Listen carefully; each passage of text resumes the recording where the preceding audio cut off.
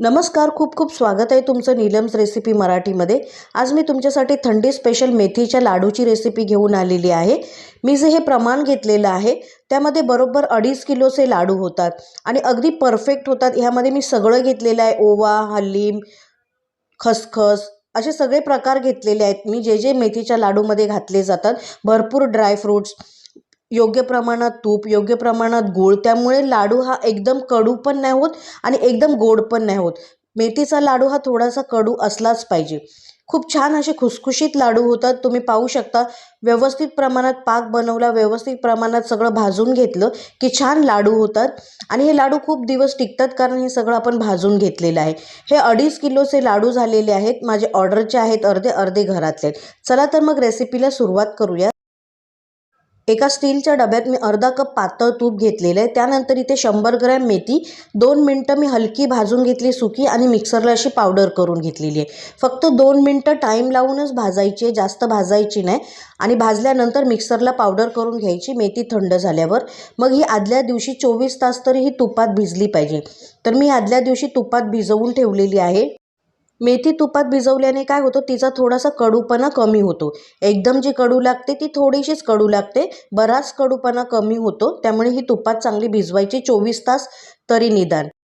दुसऱ्या दिवशी लाडू करताना मी काय काय साहित्य घेतलं ते दाखवते। हा कप आहे ज्याने मी मेथी घेतलेली, पाऊण कप म्हणजे 100 ग्रॅम मेथी होती। त्याने मी 5 कप गव्हाचं पीठ घेतलंय, 2 कप बारीक रवा घेतलाय, तुम्ही जाड घेतलात तरी चालेल। रवा मी आधीच तुपामध्ये थोडा भाजून घेतलेला आहे गुलाबी असा। ही भिजलेली मेथी आहे आपली, अशी घट्ट झालेली आहे। त्यानंतर ड्रायफ्रूट्स घेतलेत, पिस्ता, बदाम, काजू, मनुके, तुमच्या आवडीप्रमाणे 100 ग्रॅम डिंक, 50 ग्रॅम अळीव घेतलेले आहे, 100 ग्रॅम खारीक पावडर घेतलेली आहे, 2 वाट्या सुकं खोबरं, जे वाटी येते सुक्या खोबऱ्याची त्याची, ओवा, 5.5 कप गूळ घेतलेला आहे, वेलची पावडर आहे, सुंठ पावडर आहे आणि 1 मोठा चमचा खसखस आहे।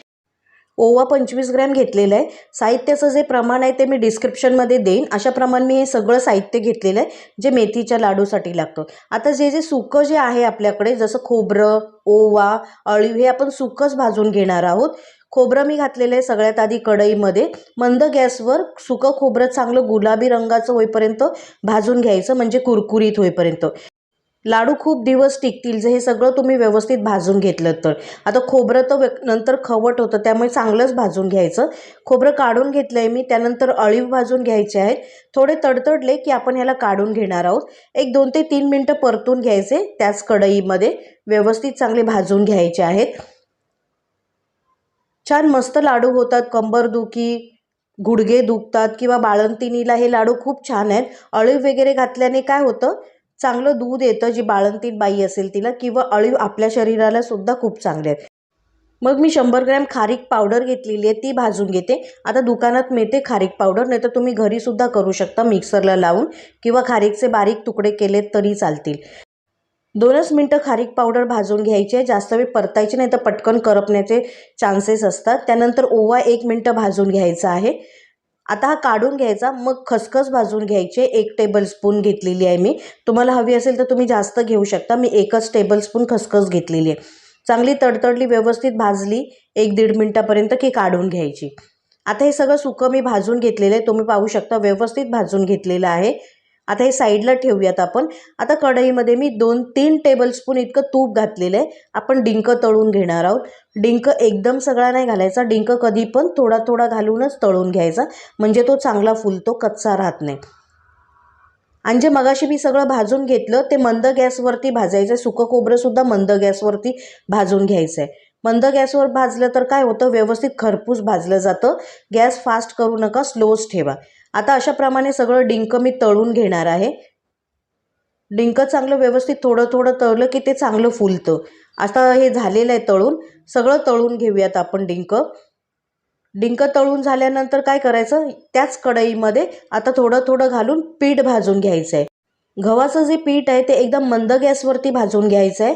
गॅस फास्ट नाही करायचा आणि सतत हलवायचं, थोडं थोडं तूप घालत जायचं आणि भाजून घ्यायचं। ह्याचा रंग बदलेल, गुलाबी रंग होईल इथपर्यंत भाजून घ्यायचं आहे आपल्याला पीठ।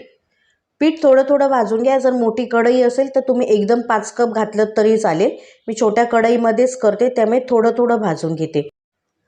पीठ भाजेपर्यंत आपण एक काम करणार आहोत. जो डिंक आपण फुलवून घेतला होता, तळून घेतला होता, त्याची अशी बारीक पावडर करायची आहे.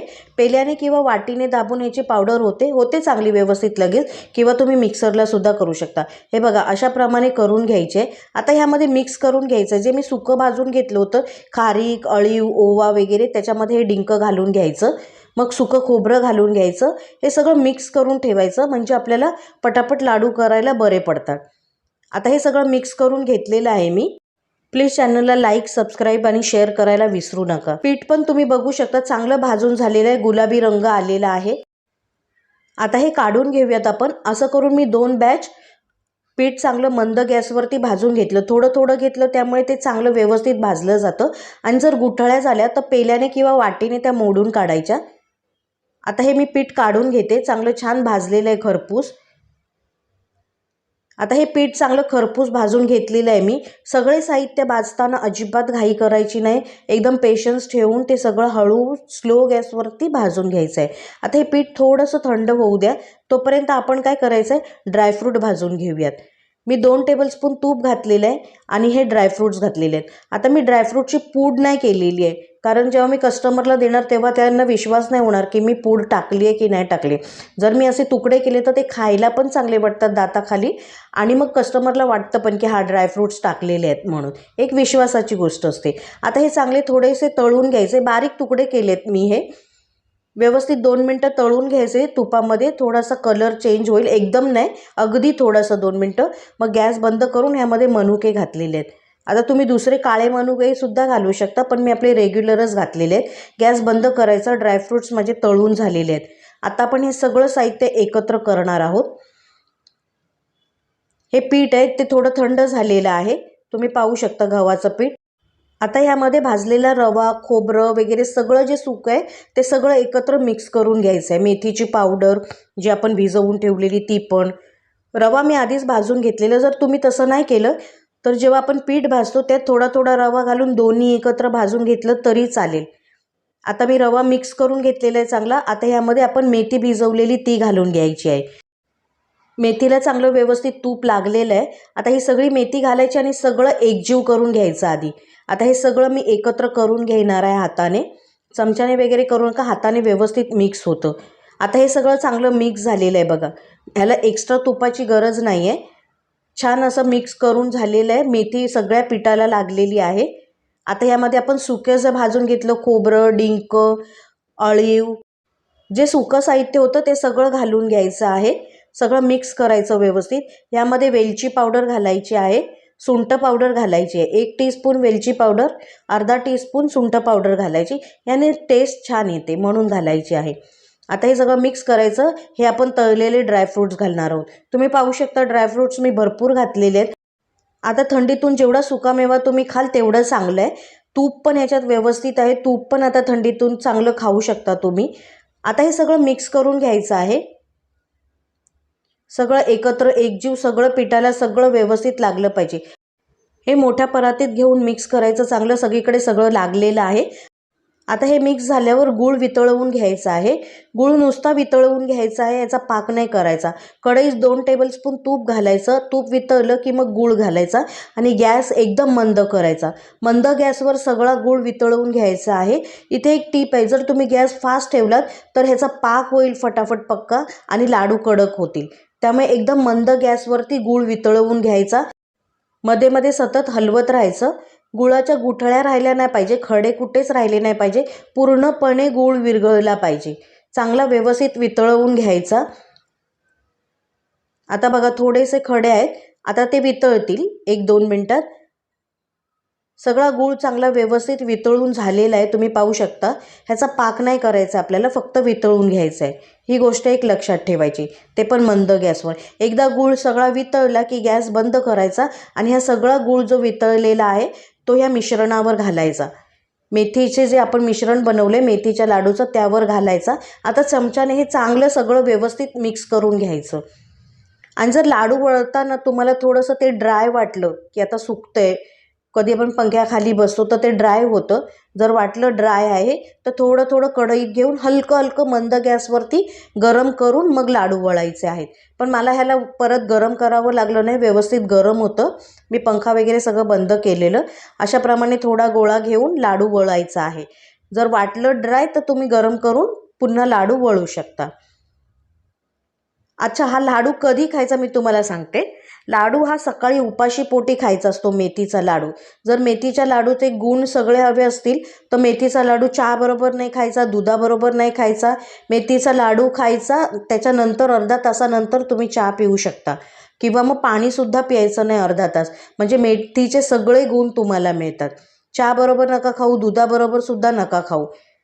लाडू खाल्ल्यानंतर अर्धा तास काहीच प्यायचं नाही, त्याच्यावरती काहीच खायचं नाही.